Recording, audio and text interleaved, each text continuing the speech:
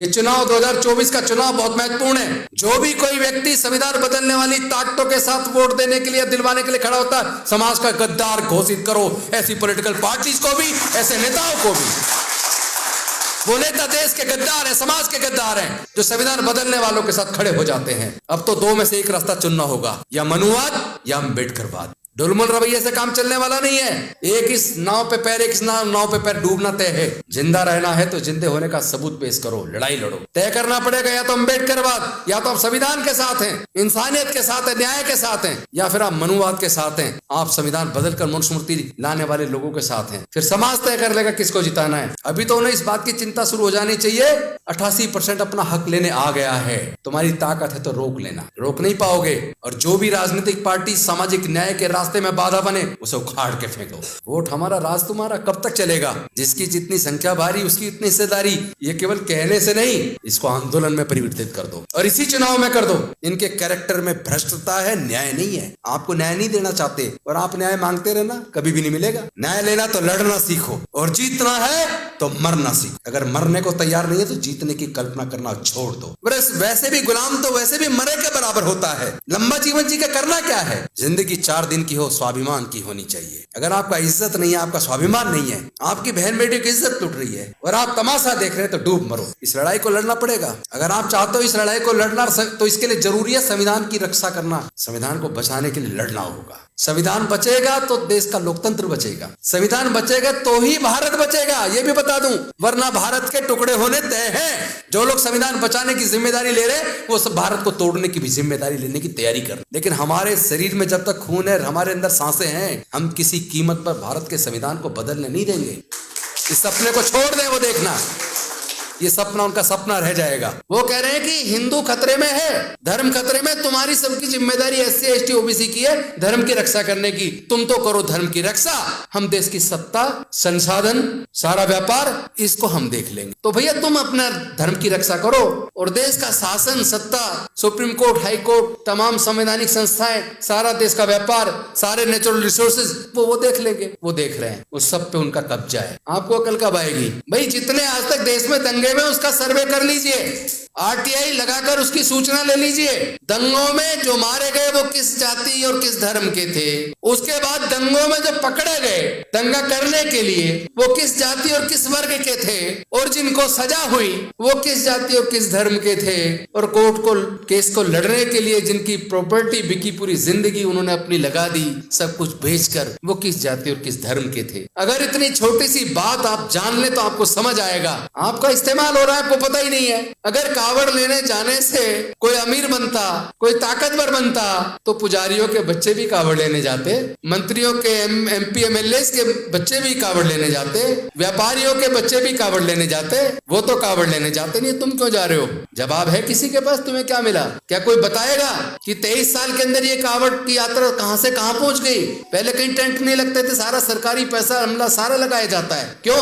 कोई बताएगा जो कावड़ लेने जाते हैं कितने लोग करोड़पति बन गए? कोई बताएगा जितने धार्मिक जुलूस होते हैं, निकलते हैं, जिसके अंदर तलवारें लहराई जाती हैं, वो किस जाति किस धर्म के मानने वाले लोग हैं? भाई जब तक आप समस्या को जानोगे नहीं, कह रहे बीमार है, बीमार तो ठीक है, बीमारी के कारण को तो जान लो, सीधा इलाज करवा रहे हो, इलाज हो नहीं रहा, होगा भी नहीं। बीमारी क्या है, उसके कारण क्या है, अगर आप बीमारी को जान के उसके कारण को जान लोगे तो इलाज करने में आसानी हो जाएगी। डॉक्टर भी जब बीमारी का इलाज करता है, उसको इलाज से असर नहीं होता, तो वो भी उसके ब्लड टेस्ट कराता है, तरह तरह के टेस्ट कराता है डायग्नोज करने के लिए कि बीमारी का कारण जान ले। और जब बीमारी का कारण जान लेता है, उसके बाद इलाज होता है, व्यक्ति ठीक हो जाता है। लेकिन प्रॉब्लम यह है कि SC ST OBC और माइनॉरिटी के लोग दर्द से करा रहे हैं, चीख रहे, दर्द हो रहा है, पर उसके कारण को जानने की कोशिश नहीं करते, ना उसका इलाज करने की कोशिश करते। अरे वो लोग बुद्धि और विवेक से, दिमाग से लड़ाई लड़के 12% लोग देश के सारे संसाधनों पे कब्जा करके बैठे हैं। ऐसा संभव है क्या? 88% को क्या 12% लोग हरा सकते हैं क्या?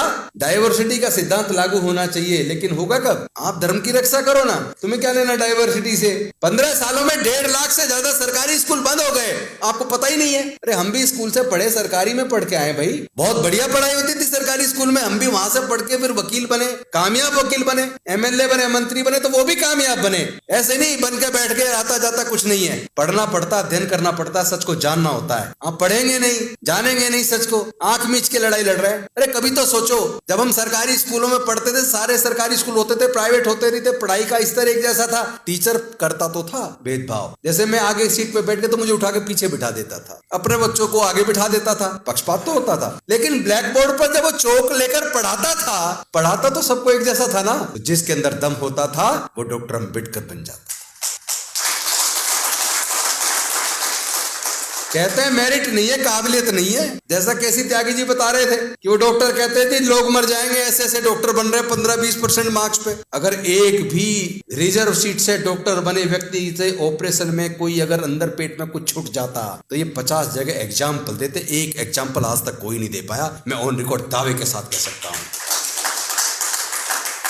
एक भी पुल जितने गिर रहे हैं, अगर उस पुल को बनाने का इंजीनियर इंचार्ज अगर कोई ऐसी होता तो अखबारों में ऊपर मोटे मोटे शब्दों में नाम छपा होता कि कोटे से चुन के आ गए और देखो इनमें काबिलियत नहीं है, देखो ये ब्रिज गिर गया। ये जितने पुल गिर रहे हैं, जितने ऑपरेशन में अंदर कुछ छूट रहा है, ये वही कैपिटेशन की, वही जो अपने आप को सोकोल्ड अपर कास्ट बोलते हैं ना, ये सब उनकी वजह से हो रहा है। वही शामिल है, उन्हीं के ऑपरेशन फेल होते हैं, उन्हीं के बनाए पुल गिरते हैं, क्योंकि भ्रष्ट लोग हैं। मेन स्ट्रीम मीडिया जिसको गोदी मीडिया कहते हैं, बेसिकली वो बीजेपी के प्रवक्ता है। उन्हें देखना बंद करो, मैं कितने बार कह चुका हूं, उन्हें मत देखो, क्योंकि उनका काम, उनको एजेंडा, उनको पैसा इसीलिए दिया जा रहा है कि तुम्हें तो केवल महिमा मंडन बीजेपी और उनके नेताओं का करना है, उसको किसी भी तरह सत्ता में वो बने रहे। लेकिन वो जितनी मर्जी ताकत लगा ले, 2024 में 200 से नीचे आ जाएंगे, ये हम आपको बता रहे हैं आज।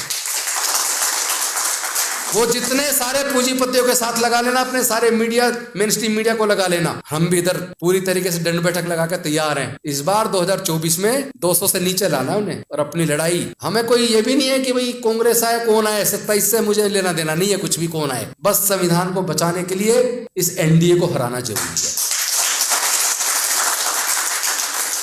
इसके बाद दूसरी लड़ाई भी शुरू होगी, उसकी भी तैयारी कर लेना। जब ये एनडीए हारेगा और इंडिया की सरकार बनेगी, फिर जिस सामाजिक न्याय की को मुद्दा बना के हम उनको ताकत देने वाले हैं ना, उसको लागू करवाना इतना आसान नहीं होगा। जो लोग कह रहे हैं हमने 2011 में जातिगत जनगणना करवाई थी, मैं पूछना चाहता हूं उसके आंकड़े जाहिर क्यों नहीं किए? कौन जिम्मेदार था? 1992 में जब सुप्रीम कोर्ट की जजमेंट आ गई मंडल कमीशन पर Indira Sahni versus university case में, उसको नोटिफिकेशन करने में 1 साल क्यों लगा? ईडब्ल्यूएस में तो 1 दिन में कर दिया, तुमने क्यों 1 साल लगाया? जातिगत जनगणना के आंकड़े जारी क्यों नहीं किए तुमने? तुम्हें भी बताना पड़ेगा। लेकिन फिर भी हम उन सब बात को भूलने को तैयार हैं, क्योंकि सामाजिक न्याय की लड़ाई और देश के संविधान और लोकतंत्र को बचाने की लड़ाई ज्यादा बड़ी है। तुम्हें तो हम बाद में देख लेंगे, तुम्हें बाद में देख लेंगे हम। अगर तुमने सामाजिक न्याय नहीं दिया तो ध्यान रहे, मरते मरते तुम्हें जीवन दान दे रहे हैं हम। खत्म तो तुम हो ही लिए थे, आ गए ना सामाजिक न्याय पे, तभी तो बचाने हम चले।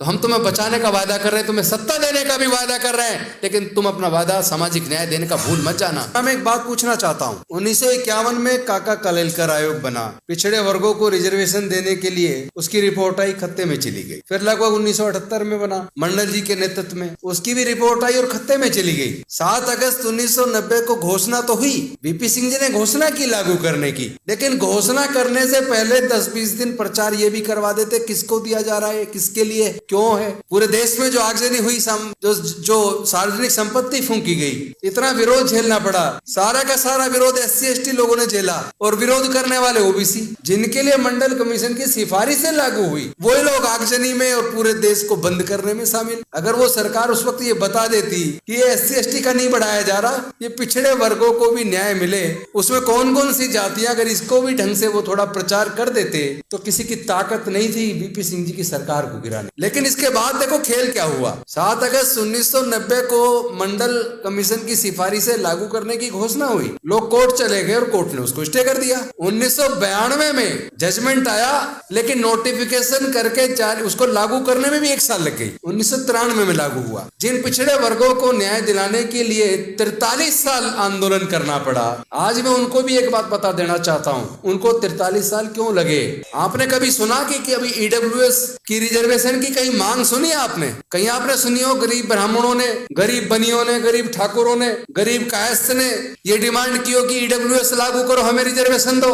उनकी ताकत देखिए कि उन्हें बिना मांगे 4 दिन के अंदर रिजर्वेशन मिल गया 10%। और वो सुप्रीम कोर्ट जो कहती है कि पहले सर्वे करवाओ, डाटा होना चाहिए, कितनी इनकी पॉपुलेशन है वो बताओ, कितने इनका रिप्रेजेंटेशन है वो बताओ, और इसी आधार पे सुप्रीम कोर्ट में उनके खिलाफ ऑर्डर हो जाते हैं। लेकिन जब बात ईडब्ल्यूएस की आई, मैं पूछना चाहता हूं ये 10% क्यों? जिनकी सारी जनसंख्या मिला के 12% है, उनको 10% ईडब्ल्यूएस बिना मांगे 4 दिन में दे दिया, और बिना किसी डिमांड के, बिना किसी आंदोलन के, बिना किसी सर्वे के, बिना किसी कमीशन अपॉइंट किए एक दिन में कैबिनेट में पास, अगले दिन लोकसभा में पास, राज्यसभा का उस दिन सत्र खत्म हो गया, एक दिन बढ़ा दिया, अगले दिन राज्यसभा में पास, और चौथे दिन राष्ट्रपति के सिग्नेचर होकर रात को ही नोटिफिकेशन होकर लागू हो गया। 4 दिन लगे, और आपको कितना लगा? 43 साल।